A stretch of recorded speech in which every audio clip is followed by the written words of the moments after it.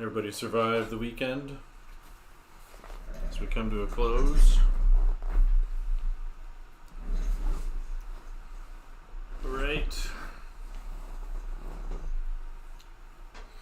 That's the important thing, right? Make it through the other side alive and kicking.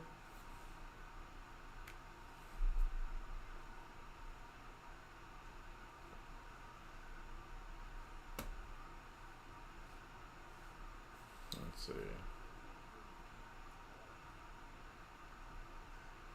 Alright, let's leave that there for now. Seems like it works okay for what I want.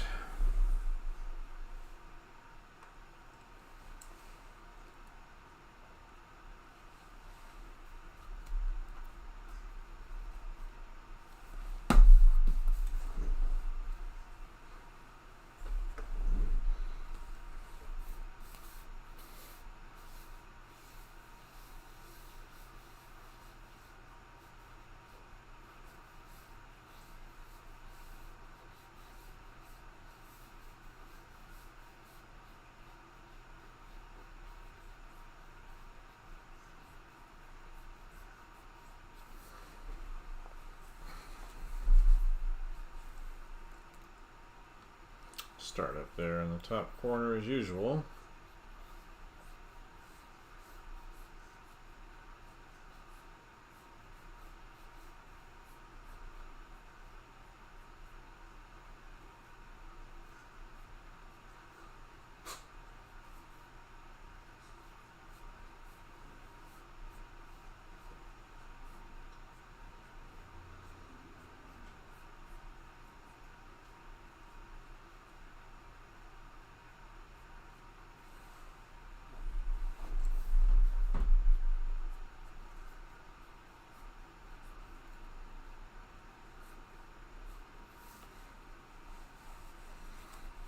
Good evening, everybody popping in.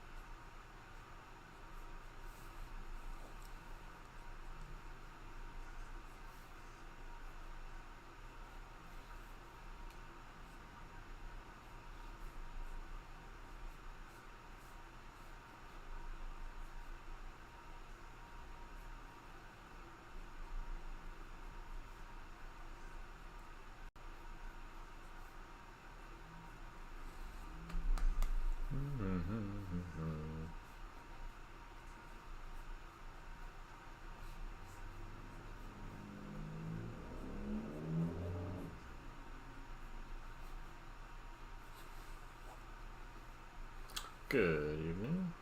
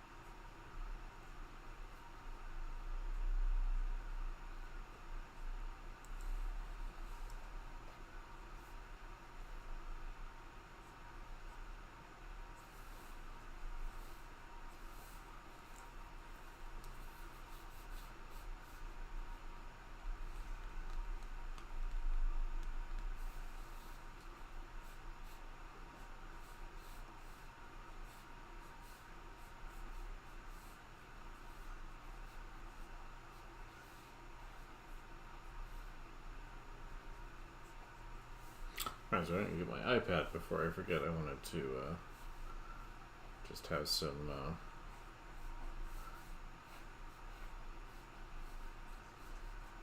reference material out for ruins.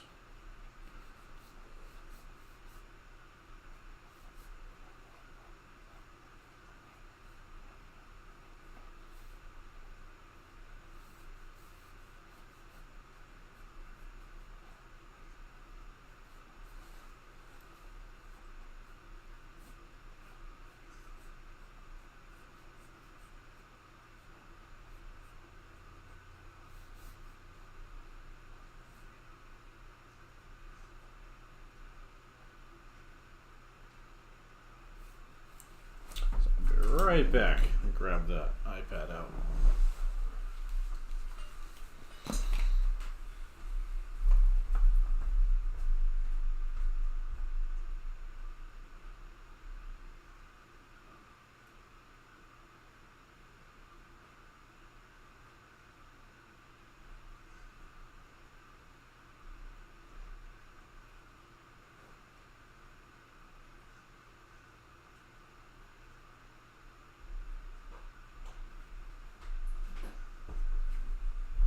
Where did I put it? Oh, there it is. It's camouflaged on my desk.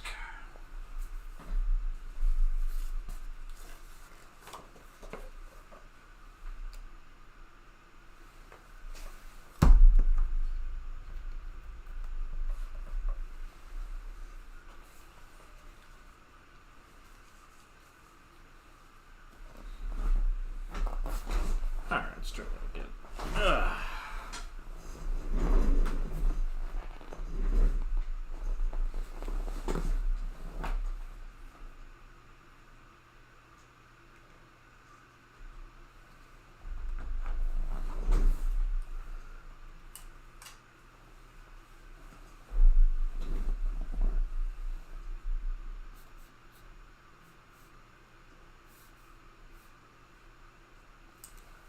Ruins, huh?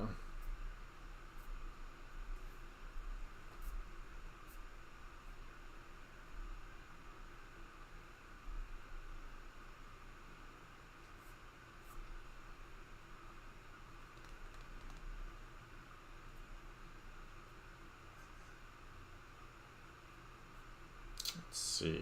There they are.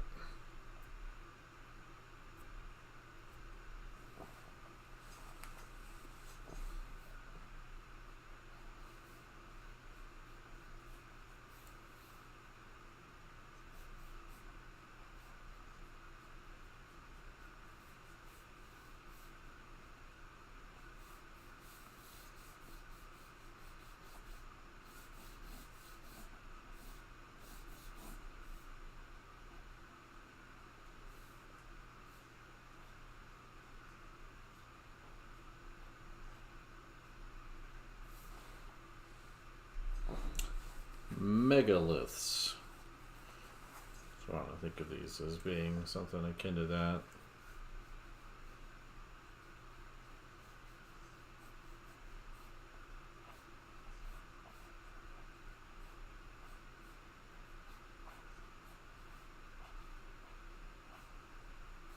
Something akin to that.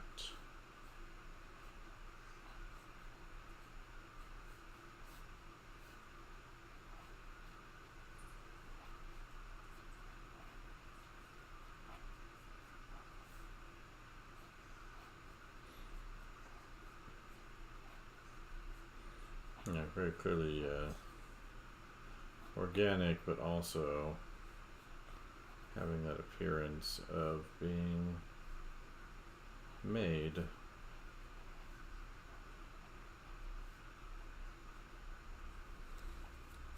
I don't feel like there's a purpose. And purpose is usually found in some kind of pattern or rhythm, right?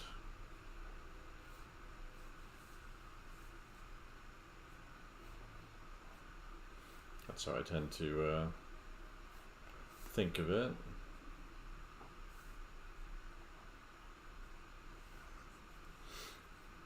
even if we don't know what that is, it looks like it does.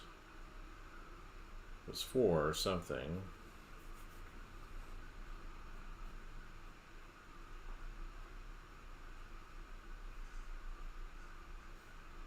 Even if its purpose is obscure to us now.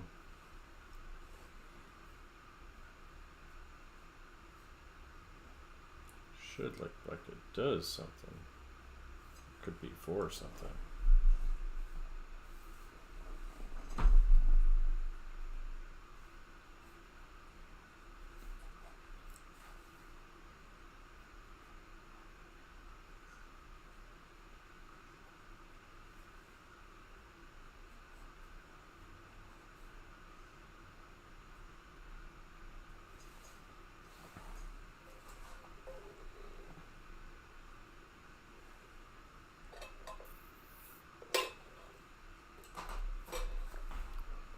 Good evening, everybody coming in.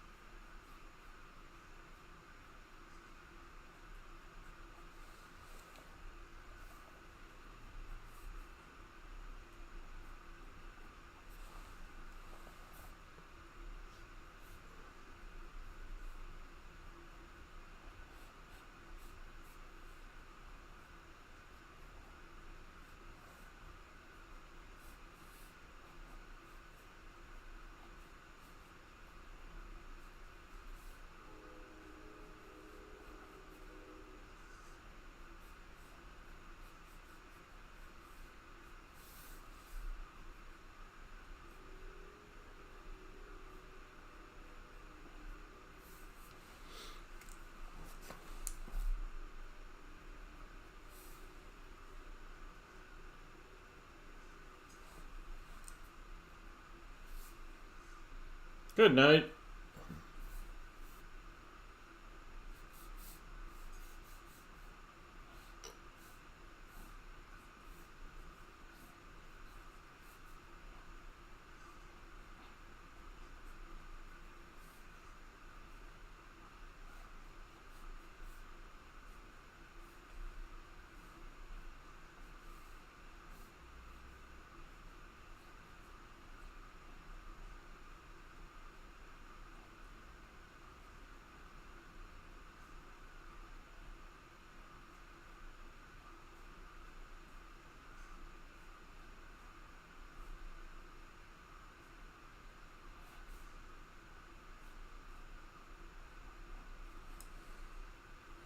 Good evening, everybody popping in.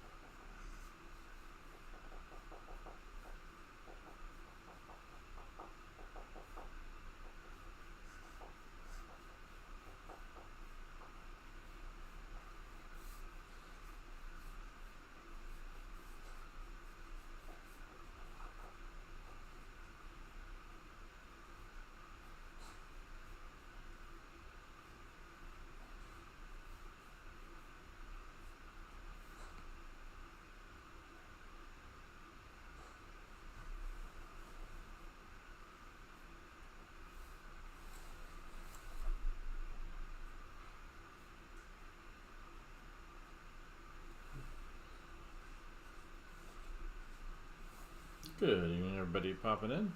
How are we doing?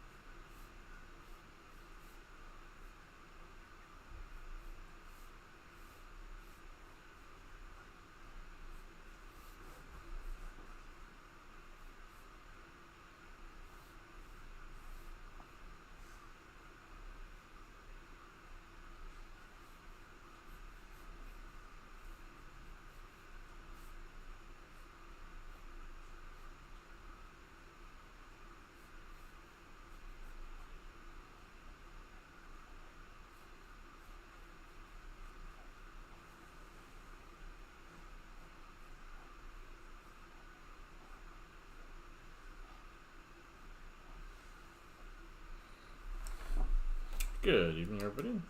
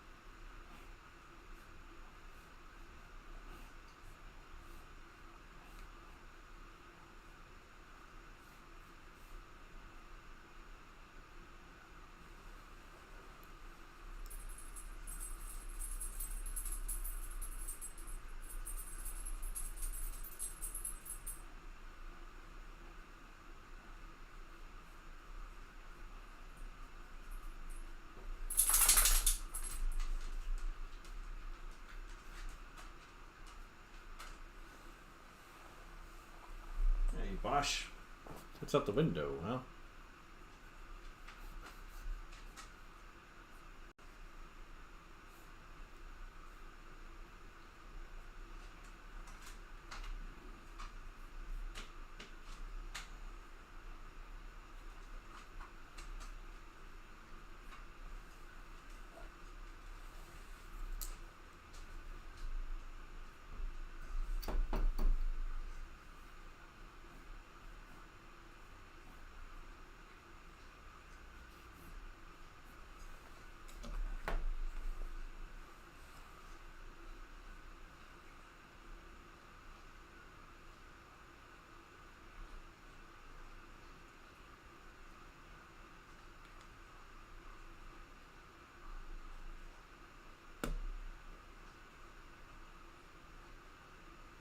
Let's see. It's back.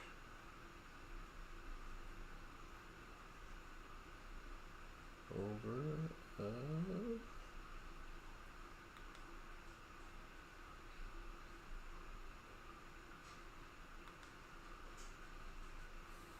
Getting used to this new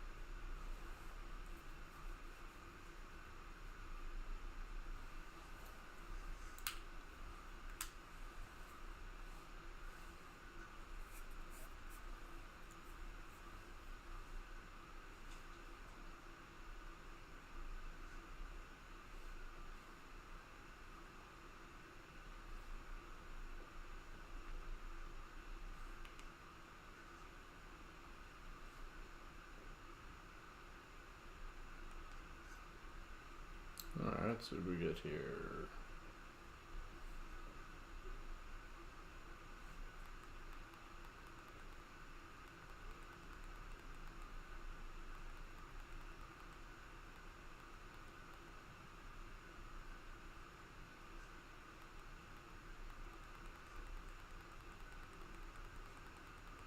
Alright, not seeing anything.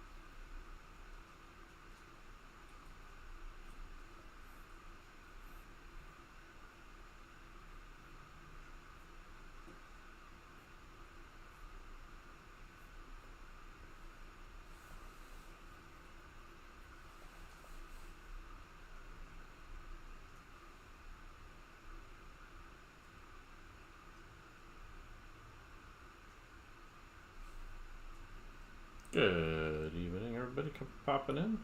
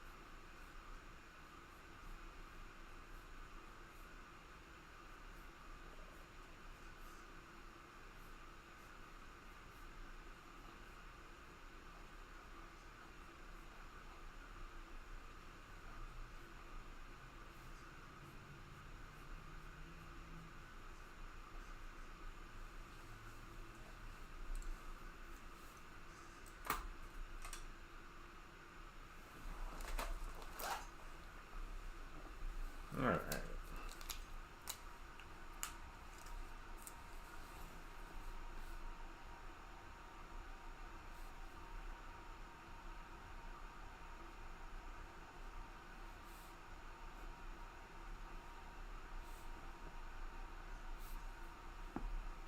Good evening.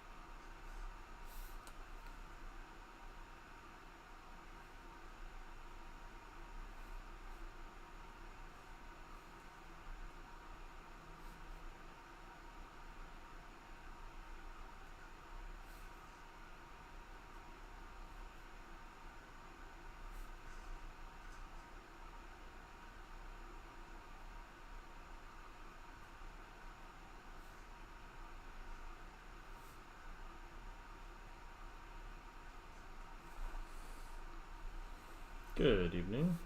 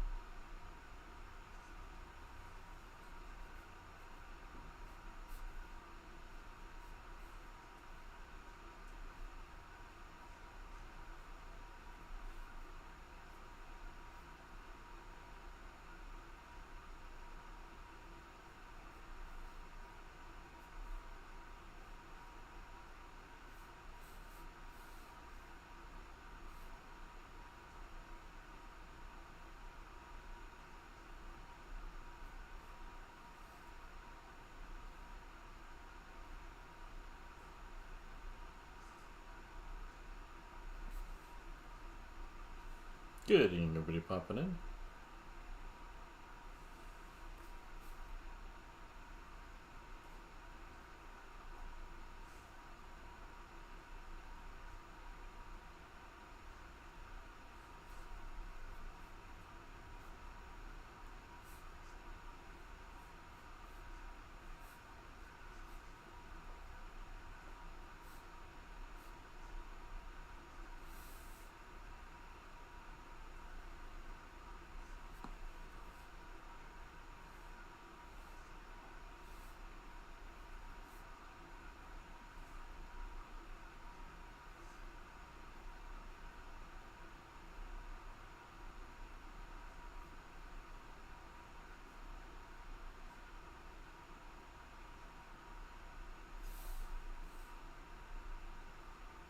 Good evening.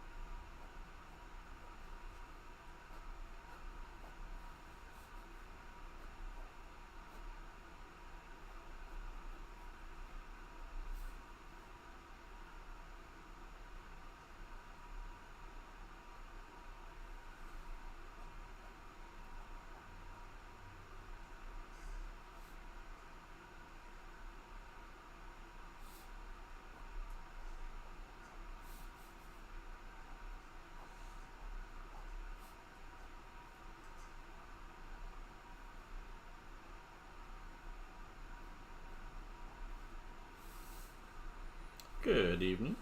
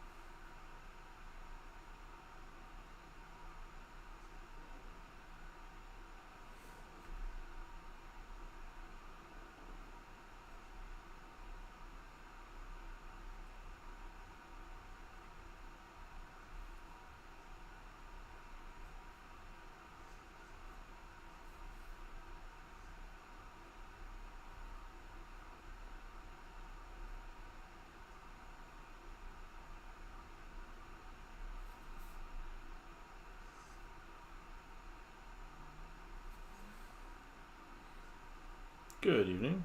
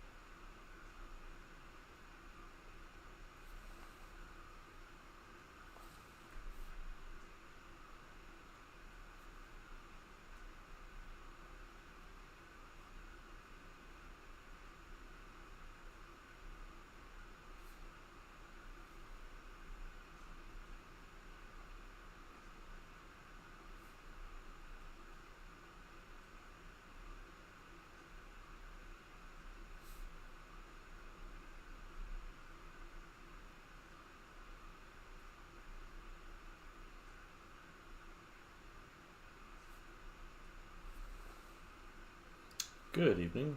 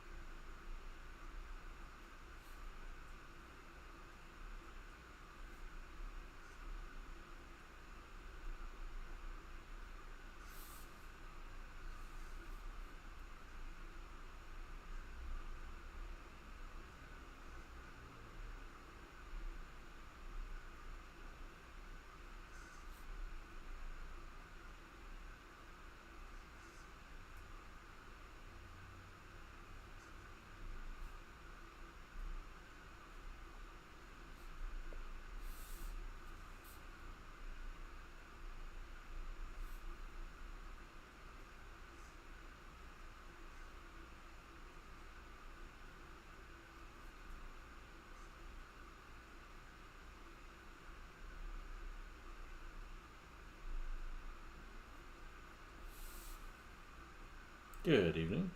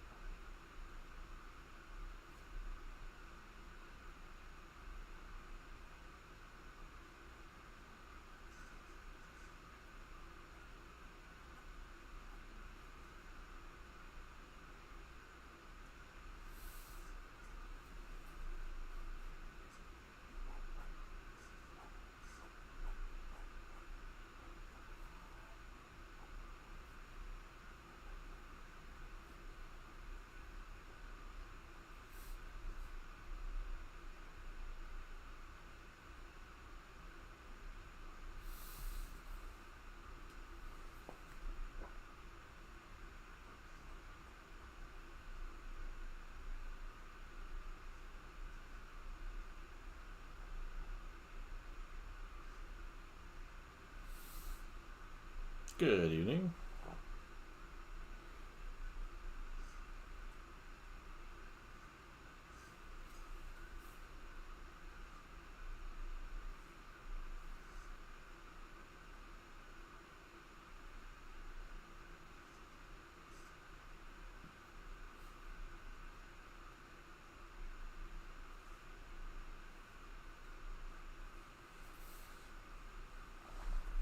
Ow.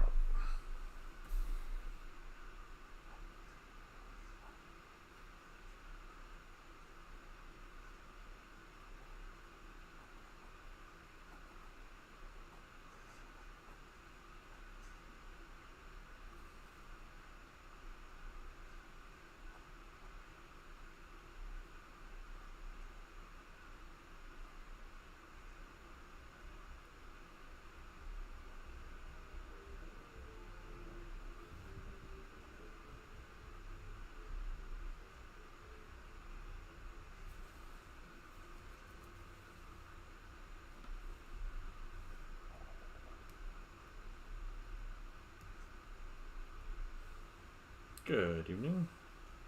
Who do we got in here tonight?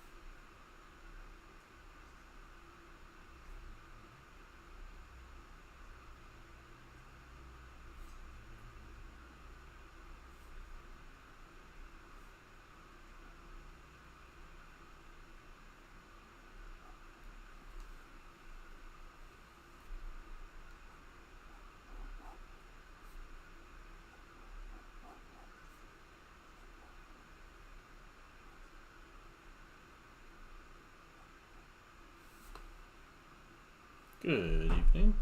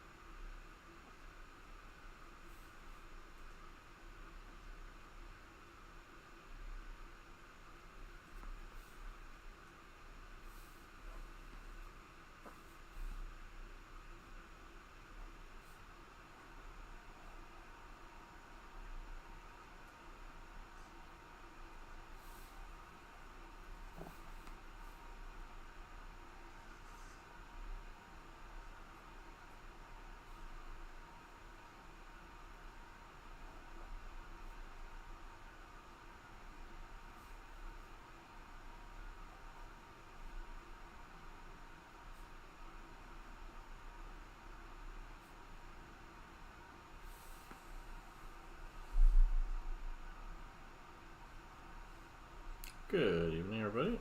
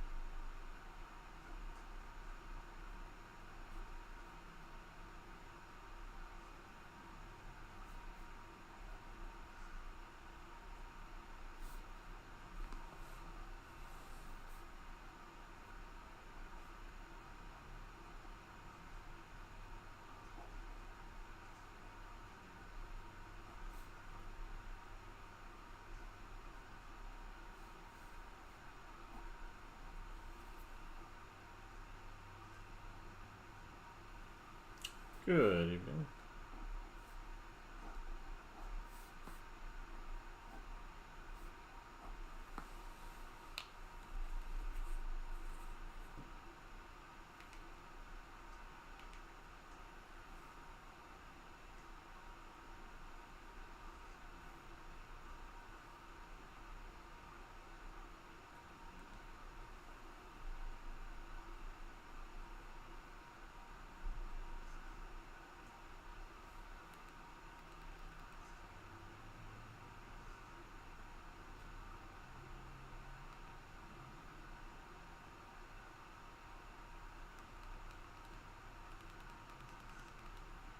Alright, we'll go over here.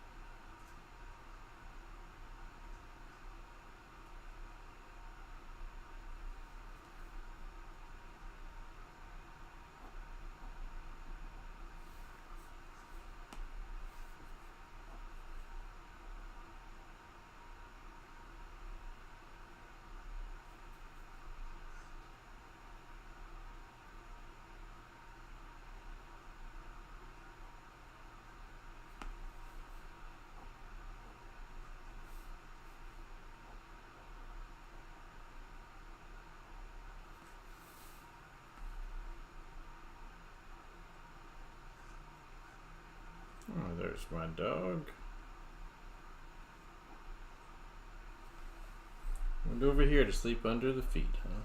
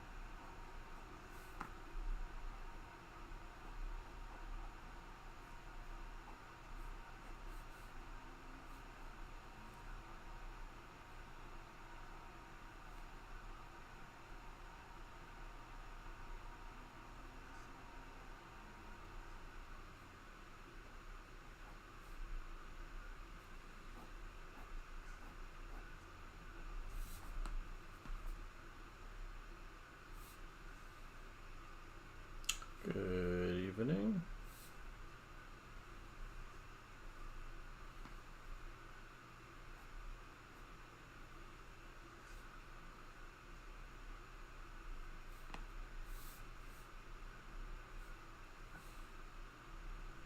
How are we doing tonight, everybody?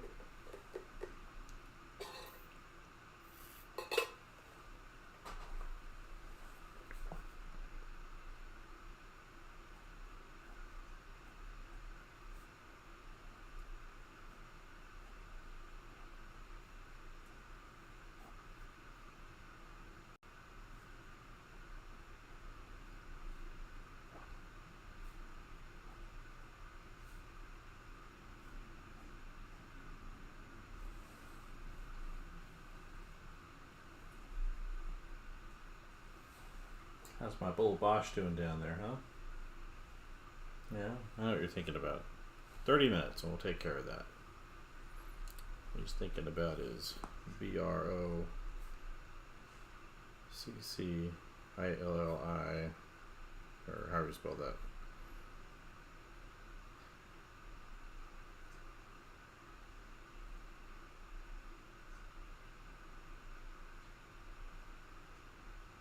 It's just before bed. Yummy. It's funny with pets, so you learn there's certain words you can't say out loud. Otherwise, they take it as a meaning of intent in that moment. So you start to sound like a crazy person spelling things out near your dog, hoping they don't learn that the spelling is the thing too.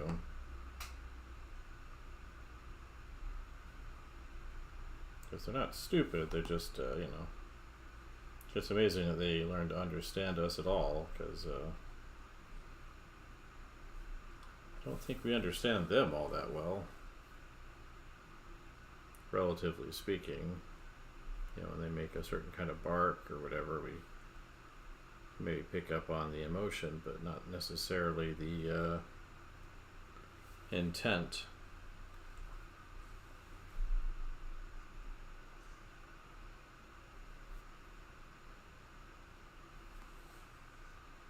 Yeah, they know the spelling.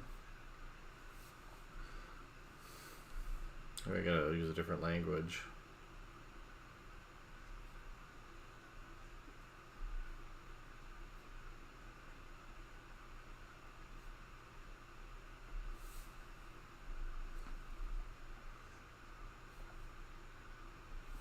Yeah, it's funny. You know, they know their schedule. They get really picky about that. Cats and dogs. Other animals too. But and then they learn to understand a lot of the things we say.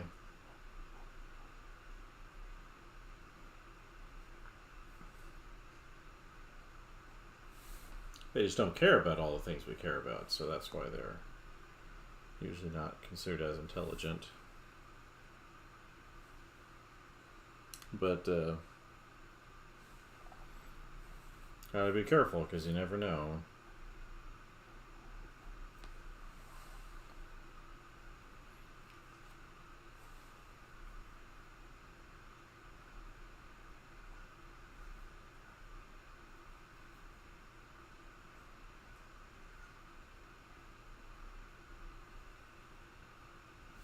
That's true. They don't have thumbs. That's, I think, the one thing that held back the octopus, right? Because they're pretty smart. Like, pretty smart, about as smart as a cat at the very least. They've been around a very long time, but they really couldn't get access to fire or electricity. That'll definitely hold you back, right? Because they're pretty smart.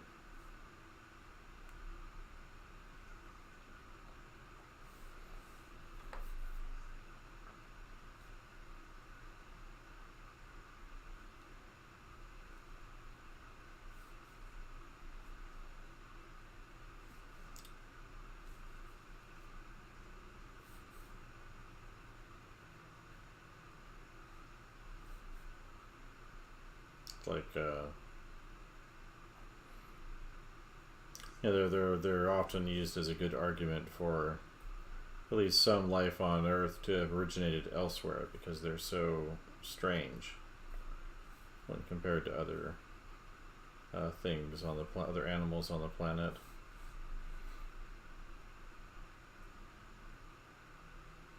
How they can talk with color.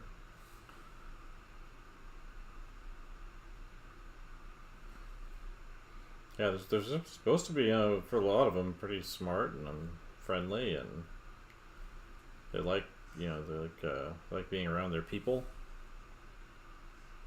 I don't know. I don't remember how long they've been around, but been around a long time.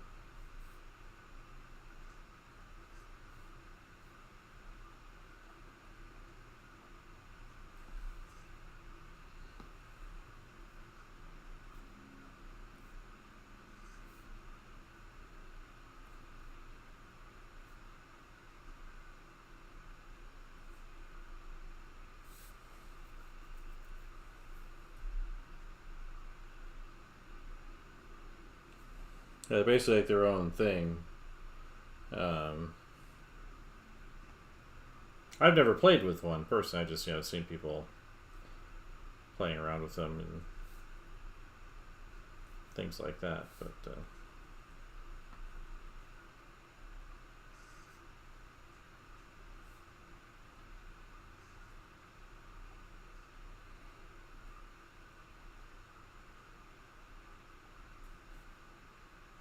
and then the other kind of weird thing is the way the mother guards the eggs, but she starves herself to death to do it. Like, she doesn't have to die necessarily, but because it takes just the right amount of time for them to hatch, she dies of starvation before they come out. And then watching them be able to change their color to match their environment really carefully, not just the color but the texture on the surface of their skin. It's just pretty wild.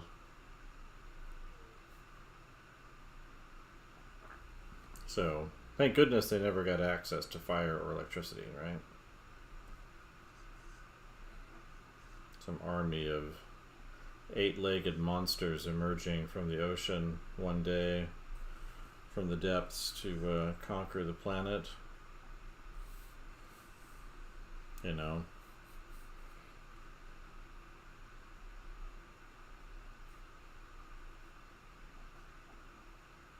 Yeah, I guess they would out in the Mediterranean, right? Yeah, it'd be a real, yeah, things would get slippery real fast.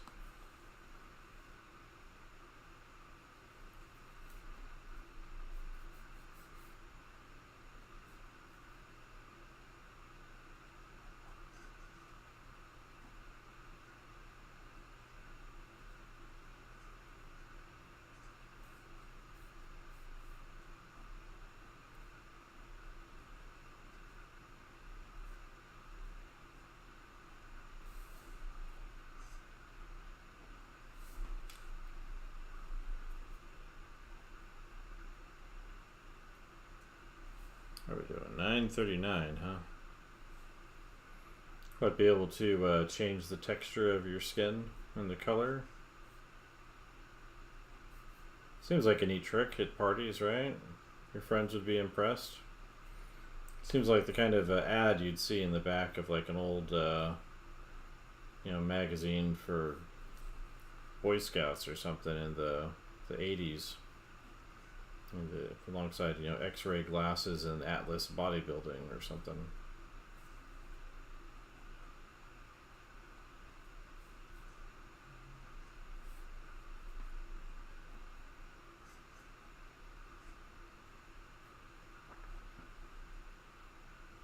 Just a little fun, well, not necessarily fun, but interesting news with the AI nonsense. Basically, one of the Google CEOs came out and said that basically they've achieved all of the low-hanging fruit with AI. So basically they've done everything that's kind of obvious to do at this point, which I think is pretty good news. Hopefully some people will start picking up on the realities of its severe limitations,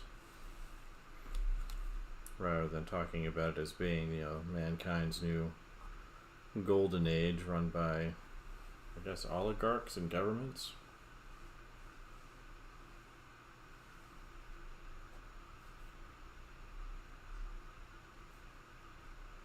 Interesting that one of the bigger companies would come out and do that, especially one that's so invested in the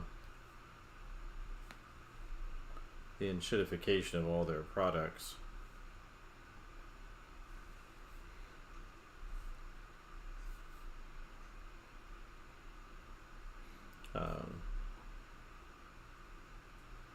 Been looking at it because I was also watched an ad, well, not ad, but a video about a guy who does, I guess, e-commerce stuff, and he was talking about the problems with Google Ads and how they've been driving up the cost for businesses to use Google Ads without actually providing anything more to them.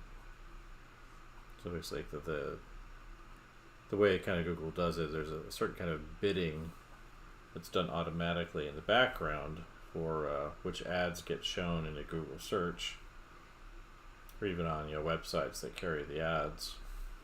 And because of how they've been prioritizing things, they've been driving up the cost of that bidding, and it's kind of made it almost impossible for businesses to recoup their investment on the ads.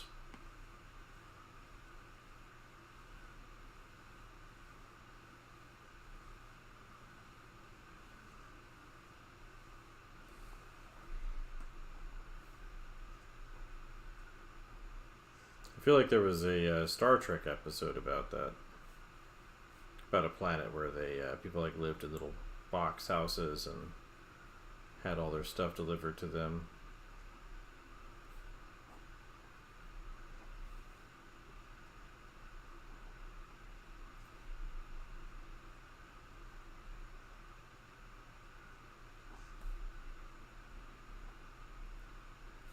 But yeah, I thought that was interesting that anyway, it says basically it's been almost worthless to use Google's ads programs because they're stacking so many ads, and then they've got their AI thing above that, and then people aren't going to websites. And my question keeps being, like, well then, like, who benefits from this? Like, if Google makes money from delivering information about sales and things to people, then people trying to sell stuff can't make money, then how are they why would they bother with Google? And then if people can't get the information they're looking for on Google, then why go to Google? It just seems like they're burning themselves off at both ends for not any kind of return in the long or short term, really. I guess they said they've been driving up the rates for the bidding as a way of kind of superficially increasing profit. So without they're taking in less customers, making more money per customer. That just seems like a race to the bottom. But so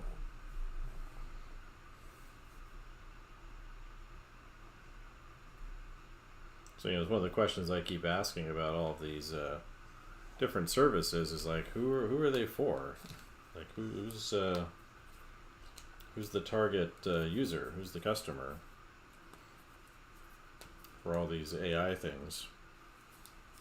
Yeah, well, that's what I think it says. It's driving a lot of this is trying to maintain stocking price increases, because a lot of the executives there, I'm sure their contracts and their bonuses and everything are tied to the value of the stock going up. And so if it reaches certain targets, they get certain bonuses, and therefore they benefit. But if they do that to the expense of the survival of the company, seems like that's just a mistake waiting to happen. A disaster for the longevity of the business.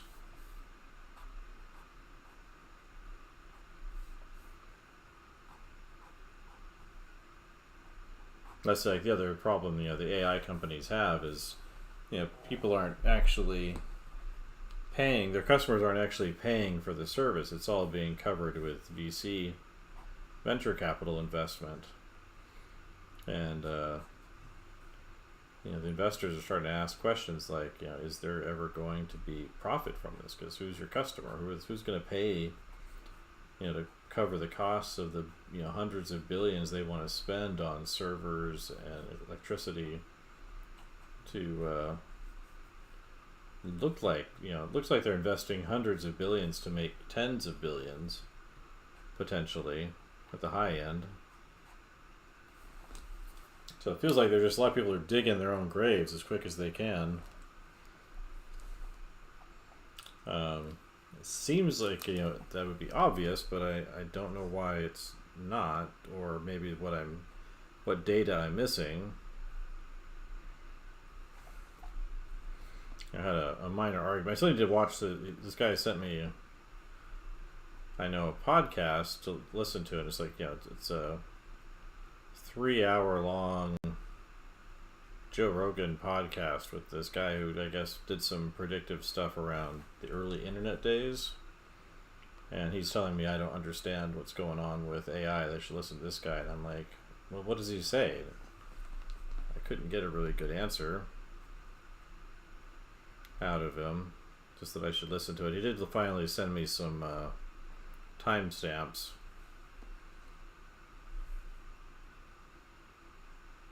Well, they're saying that they'll have like ad-supported models for Chat GPT. Another, OpenAI, and that they're talking about opening up ad-supported versions. But the thing is, is if theoretically these apps or these AI systems take all of our productive work away from us. Who's going to pay for Pepsi? Are they just going to be a bunch of AI systems talking to each other? The dead internet. I guess the guy was making some point on the podcast. I haven't listened to it. That basically the government's been holding back the AI development, and I have a feeling that's not true.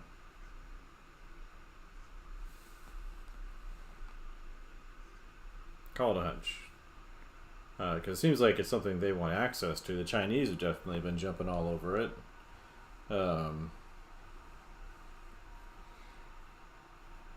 They see it as a really great opportunity to, do more managed economy stuff.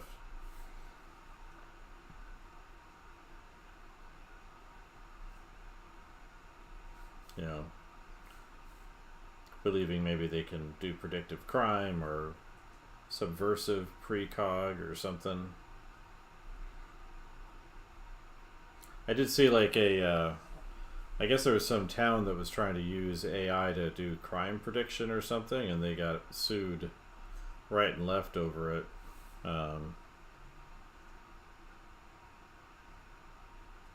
Oh yeah. Well, the thing is, the government's been funding a lot of stuff. They're definitely all over the, defense systems and everything that they think is going to be useful for.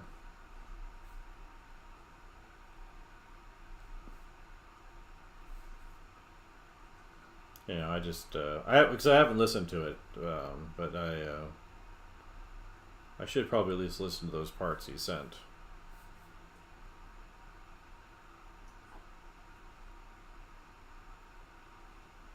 I would have preferred the TLDR, but I keep telling him, they probably aren't saying anything that I haven't heard.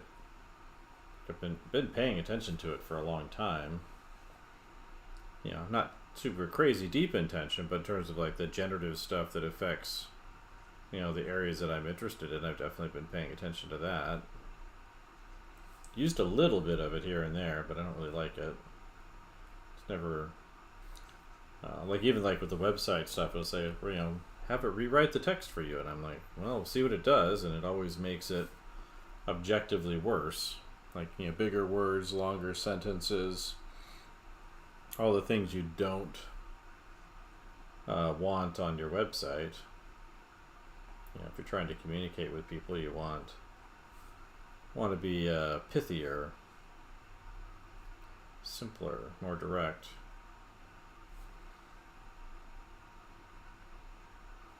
It's one thing when a bunch of nerdy professors are sitting around yapping at each other with words that are a little probably unnecessary.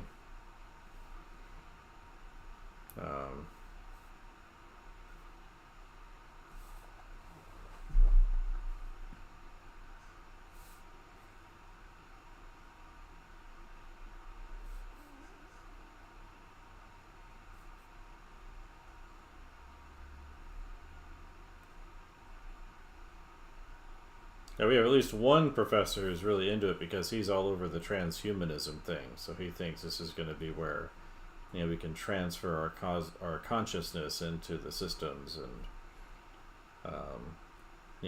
escape our physical limitations or whatever. Live in some Web3 wonderland or something.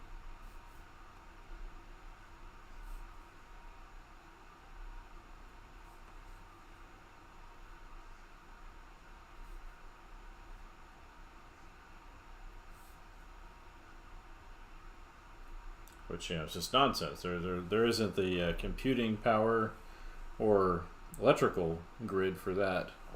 Hello, Creative Faye, over on the YouTube side.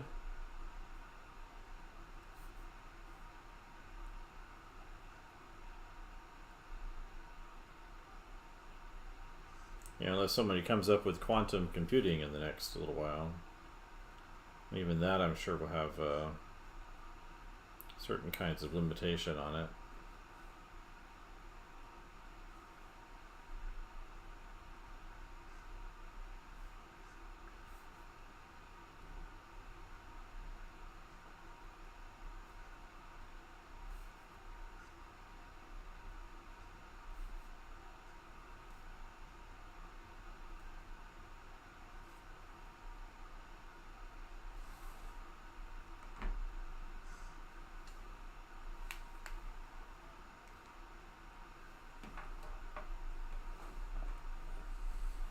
So I don't know.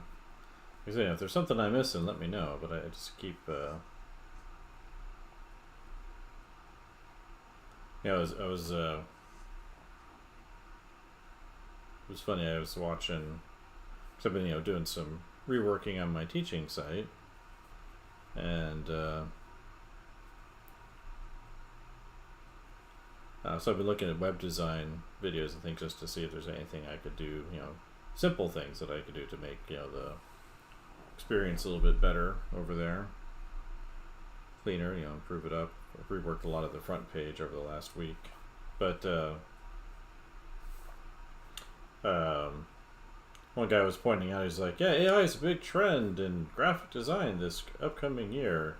He says the only problem is you can't actually build the websites it gives you. Like, it's not even good for prototyping because it just flings nonsense at you.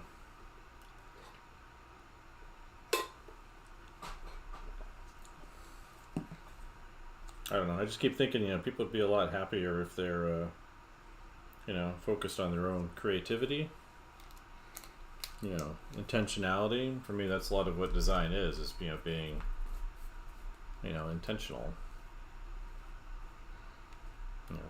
Doing the thing that you intend to do. When you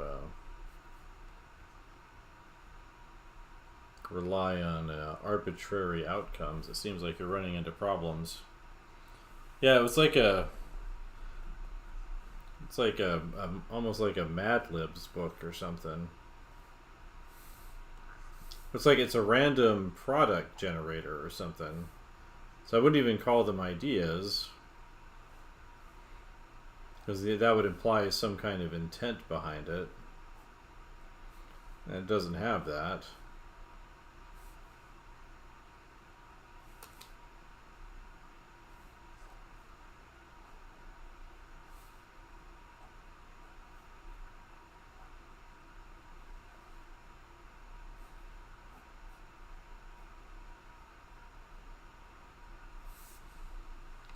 If that makes any sense.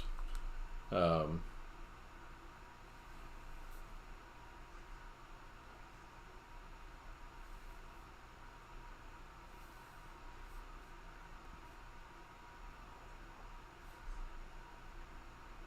like I say, I think it's a big mistake for any artist to rely on it for reference or creativity or ideation. It seems like it just gets in the way of all those things.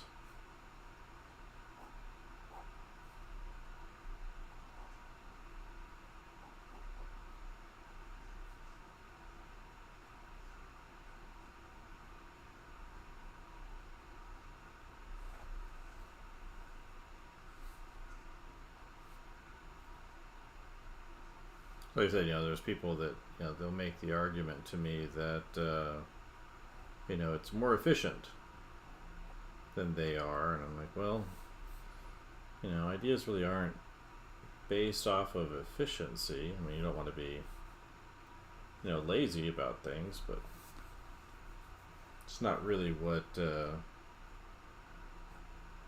ideas are for.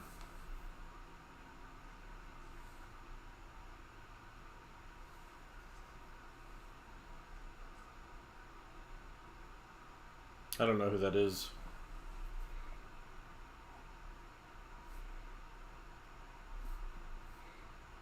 But for me, it's like, it's kind of, you detach yourself from the real world and kind of rely on these kind of algorithmic processes. You're kind of undercutting your own ability to think and be interested in what you're doing and engage with possibility.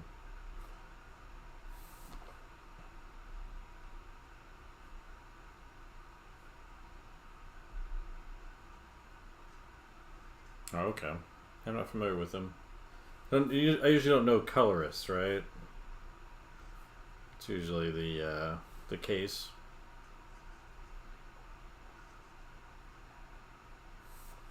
So I remember once as a teenager there was some kind of ad or something in one of the comic books I got, and it was for this company, and you sent them like a like $5 or something in the mail, they would send you like some of their coloring work or something. So I got like this kind of like acetate overlay with like colors under it or something like that. I don't remember what it was for. Um,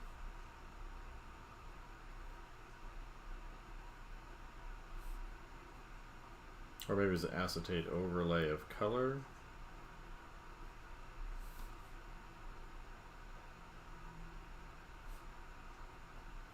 I wonder where it is. I doubt it's the kind of thing I would throw away.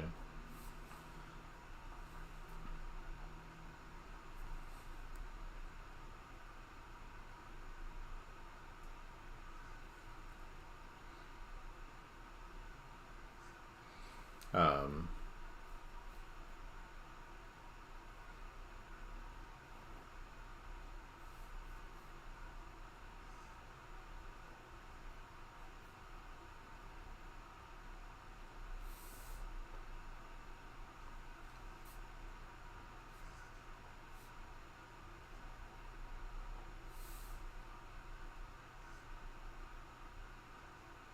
oh, okay.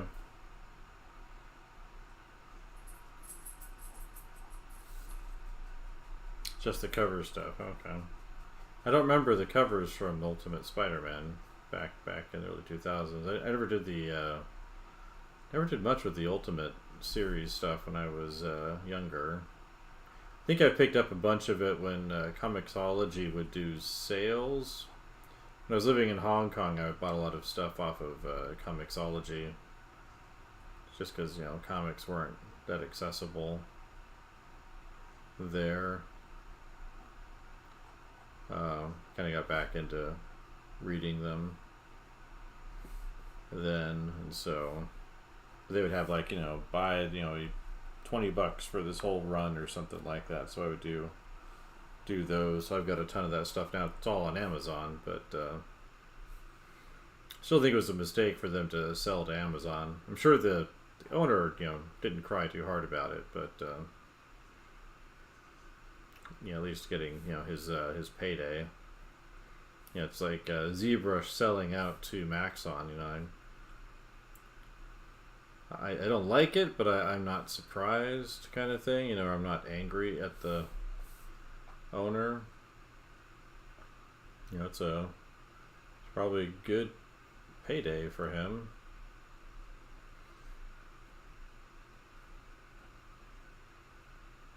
And considering I only paid for ZBrush once, when I was initially bought it back at version 1.5. It was a pretty good deal for like 18 years or something. Getting free upgrades the whole time. I think people would have paid for upgrades, when they were doing major releases. But they never required it or asked for it.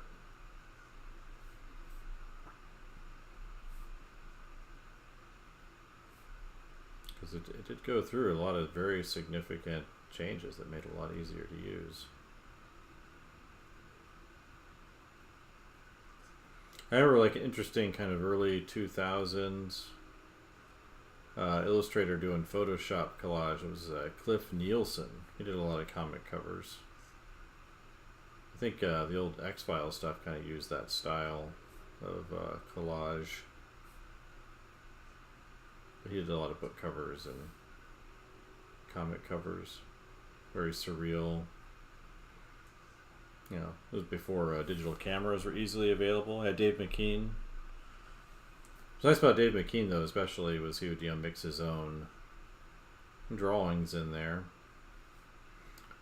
Though who did a terrible job mixing photos with comics? That's I don't know what's his name. He did the original Generation X run. Chris Pachala. He would do his own coloring work back in those days. I guess got the extra pay or whatever. But he would use like photo textures in his line work, like in the coloring for his own work, and it just looked so bad. I mean, a lot of his work is really super busy anyway. So it can be hard to read. And then he's got like, you know, like actual real photo textures just like under the colors. It was really distracting.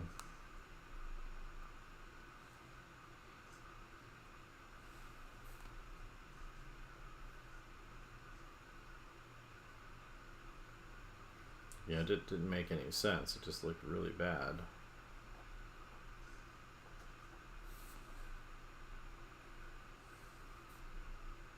Never understood why. I don't know if he ever said why he did that. I've never, you know, read anything he said, but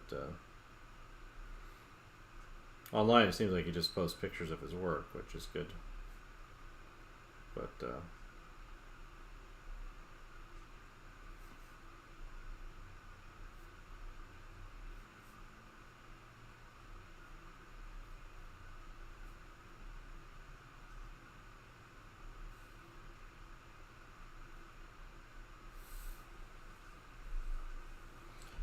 well, I know he just like, I think he was just taking like scans of images or something, because this thing was before even digital cameras were a thing, so he would have had to have scanned in photographs as textures.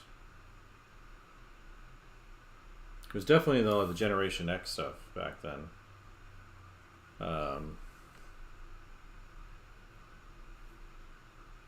I mean, they were okay. I remember like 96, 97, my freshman year of college, we were doing Photoshop and Illustrator. It was really basic stuff. I don't remember all the particulars of it. The main thing that stuck out to me was that you had to, you know, if you wanted to copy and paste from Illustrator to Photoshop or vice versa, you had to do your copy paste to action, then shut down one program and open the other. That I do remember.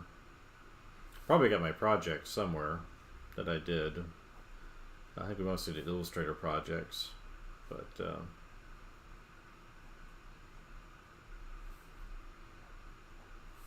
it was a lot more advanced just a couple of years after that.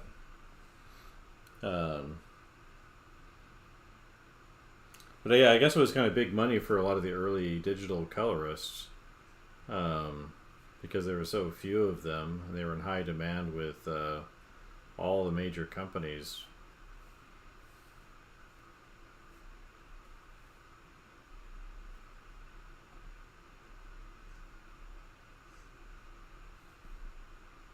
I couldn't imagine storing all those image files, you know, 300 DPI on, you know, zip disks or whatever.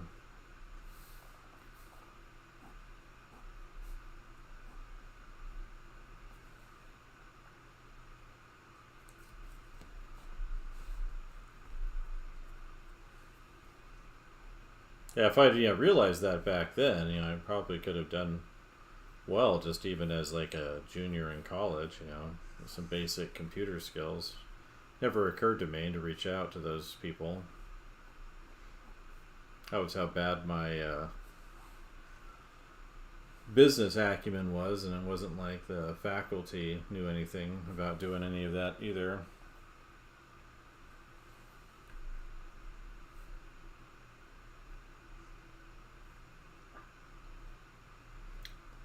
Though I was funny, in my school, we focused a lot more on Corel Painter and not as much on Photoshop for illustrating back then.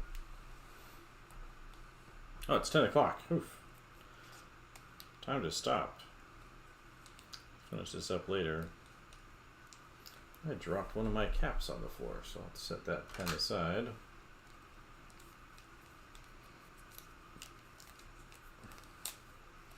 Yeah, I was designing some bramble architecture, so I wanted some ruins and things that I could maybe use around the scenes I'm planning on. So I wanted to start exploring some of that, you know, some sort of alien megaliths, you know, that look like they have a purpose, but it's not entirely clear about what it is.